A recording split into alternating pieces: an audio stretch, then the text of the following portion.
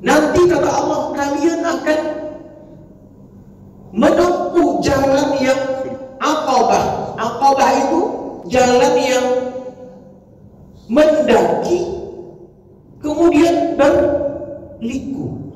Ada ulama tafsir mengatakan itu adalah dataran tinggi nanti di dalam neraka. Kapan kita bisa untuk menghindarkan jalan itu? Bukan nanti. Kalau udah nanti itu di hari akhirat tak bisa berubah lagi dia. Maka Allah katakan cara untuk menghindarkan aqabah yang sulit tadi, yang payah tadi, bisa kita gunakan harta kita di dunia ini dengan cara apa? Bismillahirrahmanirrahim. Kajian kita tentang surah Al-Balad. A'udzu billahi minasyaitonir rajim. Bismillahirrahmanirrahim. Ayat ke-6, yaqulu ahlaktu malan lubada. Dia berkata, kata Allah, aku sudah menghabiskan hartaku sedemikian banyaknya. Ahlaktu itu berarti outsaftu. Aku membelanjakannya, aku menghabiskannya. Malan lubada, harta yang begitu banyak. Ada beberapa makna di sini dari pendapat para ulama. Pertama, ini berkaitan dengan orang kafir Quraisy yang menurut pengakuannya dia sudah menghabiskan begitu banyak uangnya untuk menghadang, untuk menghalangi, untuk mempersulit dakwah Rasulullah Sallallahu Alaihi Wasallam.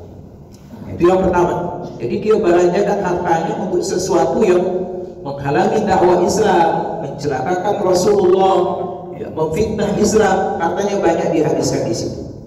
Yang kedua, ini yang perlu ahlaktu malan lubada ini berkaitan dengan seorang laki-laki, dan ini ada di dalam tafsir Al-Qurtubi, di mana seorang laki-laki itu melakukan dosa, lantas dia kemudian datang kepada Rasulullah mengakui dosanya. Ya Rasulullah, saya sudah melakukan dosa ini, maka apa solusinya agar saya bisa bertaubat? Ya, Nabi tentu nyuruh dia bertaubat, dan ada plusnya. Apa plusnya? Bayar kafarat, bayar denda, agar dosamu kemudian diampuni oleh Allah Subhanahu wa Ta'ala. Maka hatinya dongkol hatinya, sudah banyak habis harta saya untuk membayar kafarat, dan dia merasa apa yang dia belanjakan itu adalah sesuatu yang sia-sia. Itu beberapa pendapat Bapak Ibu yang dirahmati Allah tentang pemahaman yaqulu ahlaktu malan lubada. Kemudian Allah katakan pada ayat yang ke-7, ayahsabu an lam yarahu ahad. Apakah dia mengira ketika dia mengumpulkan hartanya, ketika dia mencari hartanya, kemudian dia membelanjakan hartanya tadi yang sudah susah payah dia kumpulkan, dia cari, lam yarahu ahad, tidak ada seorang pun yang melihatnya. Jadi seolah-olah dia tidak ada dalam pandangan Allah Subhanahu wa Ta'ala. Tidak ada yang melihat saya. Mau saya ambil yang haram, tak ada yang melihat. Mau saya ambil yang halal, tak ada yang melihat. Mau saya belanjakan kepada yang haram, tak ada yang melihat. Mau saya belanjakan kepada yang halal, tak ada yang melihat. Muncul perasaannya seperti itu. Kalau kita kembali kepada agama kita, Bapak Ibu yang dirahmati Allah Subhanahu wa Ta'ala, tentu tak seperti itu. Ini sifat pada orang-orang yang durhaka kepada Allah. Dimanapun, apapun yang dia belanjakan, bagaimanapun dia mendapatkan harta, tidak ada perasaan sedikit pun untuk takut kepada Allah Subhanahu wa Ta'ala. Tapi bagi orang yang beriman, bagi orang yang bertakwa kepada Allah, dia merasa apa yang dia cari, kemana dia belanjakan, suatu ketika mesti dia bertanggung jawab. Dan dia merasa yakin ketika dia mencari sesuatu, Allah melihat proses pencarian itu. Ketika dia membelanjakan kepada sesuatu, dia pun yakin Allah pasti akan melihat proses ketika dia menghabiskan hartanya untuk dia belanjakan. Dan di hari akhirat tambah yakin dia semuanya akan dipertanggungjawabkan di hadapan Allah Subhanahu wa Ta'ala. Ada nikmat yang melekat di kita, yang harusnya kita pergunakan nikmat itu dengan baik. Tak jauh dari luar tubuh kita. Selama ini kita anggap nikmat itu harta, ya, pangkat. Ternyata ada yang di dalam diri kita itu nikmat yang luar biasa. Maka Allah katakan, alam naj'al lahu ainain.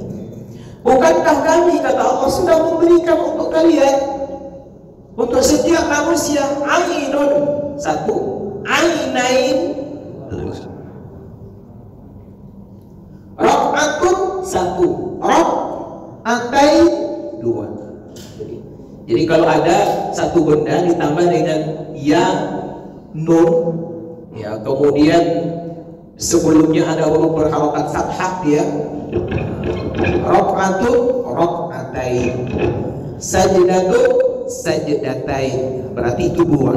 Maka di sini Allah katakan, kami sudah memberikan kepada kalian, kami sudah anugerahkan kepada kalian ainain, dua buah mata yang sempurna. Maka itu Allah ciptakan untuk kita. Ya, kata para peneliti, inilah fokus mata itu mengalahkan kecanggihan kamera-kamera tercanggih hari ini.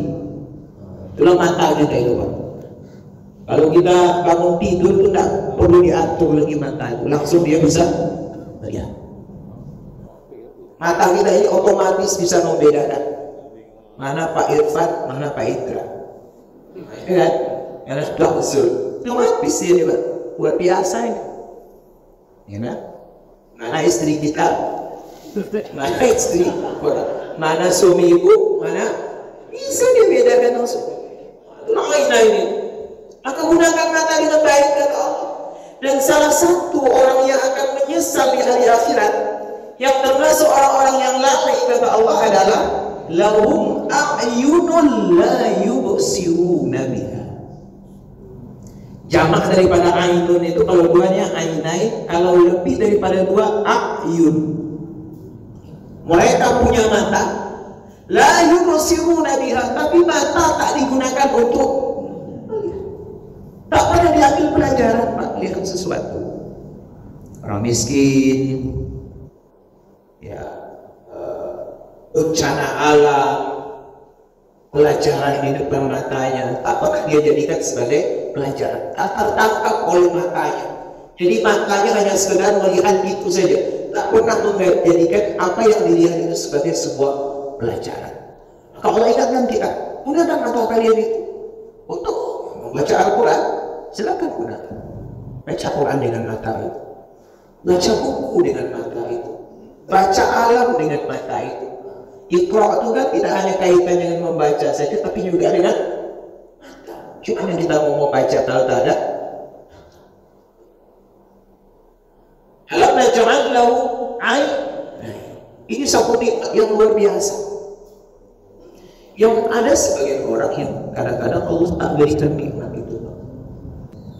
Wa lisanan wa syafatain. Kami juga, kata Allah, sudah memberikan kepada kalian lisan, lidah. Dan Allah bilang hanya satu, bahkan orang punya satu lidah. Lidah yang kita gunakan untuk berbicara, mengungkapkan pandangan otak kita. Apa yang tersimpan di dalam otak itu bisa dipahami oleh orang melalui lisan kita. Ilmu itu tidak akan sampai ke kita kalau tak melalui lisan. Hadis itu tidak akan sampai kepada seseorang kalau tidak melalui lisan. Makanya syarat tadi itu syarat yang paling itu sami'tu, aku mendengar. Amba'ani, aku diberitahu oleh guruku. Itu tentu melalui lisan. Lisan yang membuat ilmu itu berkembang. Selain daripada lisan, Allah berikan juga yang menjaga lisan itu, biar dia tak keleperan.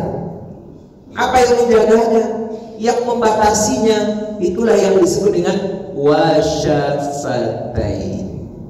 dua buah bibir kita yang posisinya pas Sempurna bibir manusia, lisannya terkurung di situ. Maka sebetulnya banyak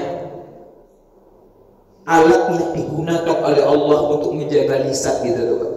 Pertama, gigi, ya kan?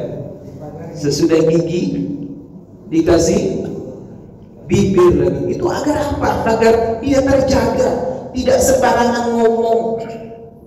Ngomong adalah ngomong-ngomong yang bermanfaat. Tidak berbicara sesuatu yang tidak bermanfaat. Tidak berbicara sesuatu yang menghina orang lain, yang merendahkan orang lain. Tidak berbicara sesuatu yang bernilai riba, yang mendatangkan dosa. Nah, begitu cara Allah Subhanahu wa taala untuk menjaga lisan kita tadi. Wa lisanahu wa syafatain. Itu nikmat Allah. Kemudian Allah ingatkan juga satu hal. Dan ini sudah menjadi bagian daripada ayat-ayat di juz 30. Wa hadainahun najdain. Fa alhamaha fujuraha wa taqwaha. Sudah kita ulang dulu kan. Allah berikan kita petunjuk. Apa yang Allah tunjukkan kepada kita? An-najdain. Najdain itu artinya jalan yang tinggi. Jalan yang tinggi. As-sari' al-murtafi. Jadi jalan yang tinggi. Bisa kenal kita. Maka kata para ulama, jalan yang dua yang tinggi itu, satu najdus syarri, jalan tinggi yang mengarahkan kita kepada keburukan. Yang kedua najdul khairi, jalan yang tinggi yang mengarahkan kita kepada kebaikan. Nah, ini kemudian Allah ingatkan tentang harta tadi. Habiskan harta kita untuk membebaskan kita dari kesulitan nanti di hari akhirat. Apa dia? Fala tahamal aqabah. Nanti kata Allah, kalian akan menempuh jalan yang aqabah. Aqabah itu jalan yang mendaki kemudian berliku. Itu aqabah itu. Ada ulama tafsir mengatakan itu adalah dataran tinggi nanti di dalam neraka. Kalau kita tak menggunakan harta kita untuk sesuatu yang baik, maka kita nanti akan sampai kepada kesulitan jalan di hari akhirat nanti yang akan kita lewati. Kalau kita acuh tak acuh di dunia ini, kalau kita tidak menggunakan harta kita untuk sesuatu yang baik, maka Allah kebaikan nanti akan kalian tempuh jalan yang sulit, yang terjal lagi berliku. Maka kalau bisa, jangan sampai kalian menempuh jalan itu, kata Allah. Jangan. Kapan kita bisa untuk menghindarkan jalan itu? Bukan nanti. Kalau udah nanti itu di hari akhirat, tak bisa merubah lagi diri. Tak ada lagi kesempatan untuk merubah diri. Tak ada lagi kesempatan untuk memperbaiki diri. Cara untuk menghindarkan jalan itu ketika kita masih hidup di dunia. Wa ma adraka mal aqabah. Tahukah kamu? Allah bertanya. Jadi kata ulama, Allah bertanya ini bukan untuk kita jawab, tapi untuk menarik perhatian kita agar kita betul-betul merenungkan aqabah itu seperti apa sih? Ya. Sudah kita bayangkan jalannya berliku, kemudian mendaki, kemudian curam, kemudian di tempat yang sangat mengerikan dengan siksa yang luar biasa. Allah bawa alam bawah sadar kita, alam pikiran kita untuk merenung sampai Allah memberikan pertanyaan itu bukan untuk kita jawab, tapi untuk kita pikirkan, kemudian untuk kita renungkan. Apakah al-aqabah itu? Maka Allah katakan cara untuk menghindarkan aqabah yang sulit tadi, yang payah tadi, bisa kita gunakan harta kita di dunia ini dengan cara apa? Satu, fakku raqabah, bebaskanlah budak dengan harta yang kalian miliki. Ini untuk kita ini tidak payah. Tidak ada di budak ini, kalau budak okalis. Budak Mekah sudah bisa dibebaskan lagi. Ngaku ayah emaknya nanti. Ini raqabah di sini adalah perbudakan yang memang di kehidupan sosial Arab ketika Quran diturunkan memang itu sudah menjadi bagian kehidupan mereka. Orang kaya dipastikan punya budak. Orang miskin yang tak punya apa-apa kadang-kadang menjadi budak. Orang yang kemudian dikalahkan dalam peperangan, yang perempuannya, yang anak-anaknya itu boleh dijadikan budak.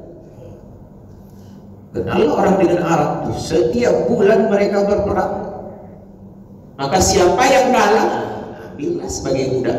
Istrinya yang mengambil itu bisa diceraikan dari suaminya kalau udah kalah perang, dijadikan budak dan boleh dinikahi oleh tuannya meskipun dia dalam status bersuami. Kalau jadi budaknya. Cuma kan Islam tidak mau itu terus-menerus bertahan. Islam ingin perbuatan yang merendahkan derajat manusia itu dijadikan sebagai sarana untuk mendekatkan diri kepada Allah. Makanya kalau ada dosa-dosa besar yang dikerjakan oleh seseorang, maka yang pertama biasanya kafaratnya adalah memerdekakan budak. Mohon maaf nih, ada orang yang melakukan hubungan suami istri di siang hari dengan sengaja di bulan Ramadan. Maka kafarat pertamanya merdekakan budak. Ada yang melakukan zihar, ya kan? Menyerupakan emaknya dengan istrinya. Maka yang pertama merdekakan. Itu sebetulnya dalam rangka apa? Agar perbudakan itu makin lama. Tapi ternyata tidak hilang-hilang juga, ya kan? Tidak hilang-hilang. Ternyata sejak tahun berapa itu? 67 sekian, itu baru perbudakan di Arab Saudi itu hilang. Dan itu melalui sebuah surat resmi dari Raja Faisal yang mengatakan sejak dia berkuasa maka perbudakan di Saudi Arabia itu harus ada. Tapi sekarang kan masih ada juga gejala-gejalanya, menjadikan pembantu rumah tangga sebagai, makanya ada tuh rumah tangga yang disiksa, yang diperkosa segala macam. Masih ada bibit-bibit gitu, yang harusnya tak ada lagi. Ya, insya Allah makin ke depan makin bukan itu sifatnya itu makin lama makin hilang. Cuma kan Allah sudah ingatkan ini, salah satu harta yang harus kamu habiskan adalah gunakan harta kamu itu untuk memerdekakan budak. Dan ternyata pahalanya luar biasa. Kalau kita kembali kepada tafsir Ibnu Katsir, itu Rasulullah dalam beberapa hadis menyebutkan orang yang memerdekakan budak, kata Rasulullah, maka ganjarannya seluruh tubuhnya itu akan dibebaskan Allah dari siksa api neraka. Apa yang ada di budak itu, maka kepada yang membebaskannya itu, maka dia akan bebas. Budak itu punya tangan Tuhan yang membebaskan itu akan dijaga Allah dari neraka. Budaknya punya wajah Tuhan yang membebaskannya itu Allah jaga dari neraka. Mohon maaf nih, sampai Nabi mengatakan budak itu punya kemaluan daripada tuannya itu akan dijaga oleh Allah dari api neraka. Itulah balasan dari Allah terhadap orang yang mau memerdekakan budak. Maka suatu ketika cucunya Ali bin Abi Thalib, namanya Ali bin Al-Husayn bin Ali bin Abi Thalib, suatu ketika pernah bertanya kepada Sa'id Al-Musayyab, salah seorang tabi'in, apakah kau pernah mendengarkan hadis ini dari Abu Hurairah? Apa hadisnya? Siapa yang memerdekakan seorang budak yang dia cintai, maka Allah akan bebaskan tubuh yang bersangkutan dari siksa api neraka. Maka saya mengatakan, betul, aku pernah mendengarkan hadis itu diucapkan oleh Abu. Apa yang terjadi dengan cucunya Ali bin Abi Thalib ini, yang bernama Ali bin Al-Husayn bin Ali bin Abi Thalib? Dia panggil budak, namanya kalau tidak salah Mutrif. Mutrif sini, ini uang untuk kamu 10.000 dirham. Sebelum dia berbebas saya Bapak Ibu, dan Mutrif itu tidak tahu dia akan dibebaskan. Ya kakek, ini uang 10.000 dirham, dan hari ini aku bebaskan engkau lillahi rabbil. Ketika dia mendengar hadis Bapak Ibu bahwasanya yang memerdekakan budak itu akan dibebaskan Allah, dia ambil uangnya, dia berikan kepada budak, dan saat itu juga budaknya itu kemudian dia bebaskan. Apa pelajarannya? Begitu semangatnya dalam melaksanakan ibadah kepada Allah Subhanahu wa Ta'ala, karena ganjaran yang begitu luar biasa terhadap orang-orang yang memerdekakan budak. Yang pertama. Yang kedua kata Allah adalah au it'amun, atau memberi makan fi yaumin, di hari dzi masghabah, di mana makanan itu begitu sulit untuk didapatkan dan orang begitu perlu dengan makanan untuk menyambung hidup mereka. Masa paceklik di masghabah, masa paceklik, orang butuh makan, sedangkan dia penuh dengan makanan. Orang tak punya uang, dia penuh dengan uang. Orang kelaparan, dia kenyang, banyak persediaannya. Maka ketika dia mengeluarkan itu untuk membantu orang-orang fakir dan orang-orang miskin, orang-orang yang membutuhkan, maka itulah kata Allah jalan yang akan membebaskan mereka nanti dari apa tadi? Dari al-aqabah tadi. Wa ma adraka mal aqabah. Hari ini kita rencanakan, hari ini kita lakukan agar nanti kita tak mendapatkan kesulitan di hari akhirat yang akan datang. Maka berbagilah dengan makanan. Maka dua-duanya bagus, Pak. Dan itu menjadi salah satu yang didorong oleh Nabi kepada kita untuk kita sedekahkan. Kalau Rasulullah SAW selalu mengungkapkan sedekah yang paling baik itu adalah saqiyul ma, memberikan minum. Hadis Nabi yang lain menyebutkan kalau kita menjalin silaturahim, sholat malam pada saat orang tidur, dan kita memberikan makan kepada orang, maka kita akan masuk surga dengan selamat. Silakan kita pilih, beri air silakan, atau memberikan makan. Apalagi pada saat orang yang begitu membutuhkan makanan itu. Kalau tempat kita meminta, sudah alhamdulillah kelas-kelas menengah ke atas semua di sini. Berarti kita harus mencari, itu dia kan, mencari. Kita mesti tur, kita mesti wisata ibadah, ya, membawa tidak lagi menengok pemandangan non indah di sana di Sumatera Barat, tidak itu lagi. Wisatanya adalah berkunjung ke tempat-tempat yang memang banyak orang-orang yang susah. Dalam apa ini? It'amun fi yaumin dzi masghabah.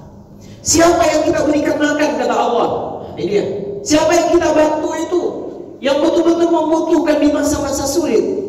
Ada beberapa kriteria. Satu kata Allah, yatiman dza maqrabah. Carilah anak-anak yatim dza maqrabah yang masih memiliki hubungan kekerabatan dengan kalian, yang masih punya hubungan kekeluargaan dengan kalian, yang memang membutuhkan bantuan untuk sekolahnya, untuk hidupnya. Jangan sampai kalian kenyang dia. Itu termasuk salah satu yang dimarahi Allah itu. Kita tidur dalam keadaan kenyang, padahal ada tetangga yang tidur dalam keadaan. Apalagi tetangga itu adalah orang yang punya hubungan keluarga dengan kita. Kadang diingatkan, kalau kita berinfak sama orang miskin dapat pahala infaknya saja. Tapi kalau berinfak kita kepada keluarga kita yang miskin, kita dapat pahala infak. Kita dapat pahala silaturahmi. Lebih utama kalau kita berinfak kepada orang-orang dekat kita. Yang Allah katakan di sini, yatiman dza maqrabah. Mungkin kita punya adik kandung perempuan, suaminya meninggal, dia yatiman dza maqrabah. Mungkin kita punya kakak, suaminya sudah meninggal dunia, anaknya masih dalam proses pendidikan, itulah yatiman dza maqrabah. Silakan dibantu, karena setiap bantuan yang kita berikan kepada mereka akan melapangkan jalan kita di hari akhirat yang akan datang. Atau kata Allah, au miskinan dza masghabah, orang miskin yang terlantar. Jadi zaman serabah itu, kalau dalam beberapa tafsirnya, orang itu nyatu kulitnya dengan tanah, Pak. Saking tak punya rumahnya mereka. Jadi mereka hidup dalam keadaan gelandangan. Dan itulah zaman serabah itu. Jadi au miskinan dza matsrabah.